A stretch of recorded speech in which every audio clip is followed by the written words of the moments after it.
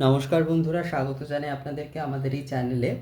দেবীর বিশেষ ধূপ নৈবেদ্য, দেবীর বিশেষ ধূপ নৈবেদ্যের মধ্যে সেটা আপনি অষ্টমীর দিন দিতে পারেন, নবমীর দিন দিতে পারেন বা প্রতিদিনই দিতে পারেন। তো দেবীর এই বিশেষ ধূপ নৈবেদ্যের মধ্যে ধূপাগ্নি প্রজ্বলিত করে ধনুচি ধূপের মধ্যে গুগ্গুল, ধুনা, ঘৃত, শর্করা, বেলফল অথবা শুকনো নারকেল, কিশমিশ, মাখানা, পেস্তা, সরল গুগ্গুল এবং রক্তচন্দন এই দ্বারা হচ্ছে দেবীর বিশেষ ধূপ নৈবেদ্য আপনি প্রদান করতে পারেন। তো দেবীর বিশেষ ধূপ নৈবেদ্যের মধ্যে ধনুচি ধূপের মধ্যে ধূপাগ্নি প্রজ্বলন করে তার মধ্যে গুগ্গুল, ধুনা, ঘি, শর্করা, শর্করা মানে কিন্তু মিশ্রি, বেলফল অথবা যে শুকনো নারকেল সেটি দিতে পারেন, কিশমিশ, মাখানা, পেস্তা, সরল গুগ্গুল, রক্তচন্দন এই দিয়ে কিন্তু দেবীর বিশেষ ধূপ নৈবেদ্য সেটি আপনি প্রদান করতে পারেন। দেবীর বিশেষ ধূপ নৈবেদ্যের জন্য এই বিশেষ দ্রব্যগুলি দ্বারা কিন্তু আপনি ধূপ নৈবেদ্য প্রদান করতে পারেন এই শারদীয়া দুর্গা পূজাতে মায়ের প্রীতির জন্য। অর্থাৎ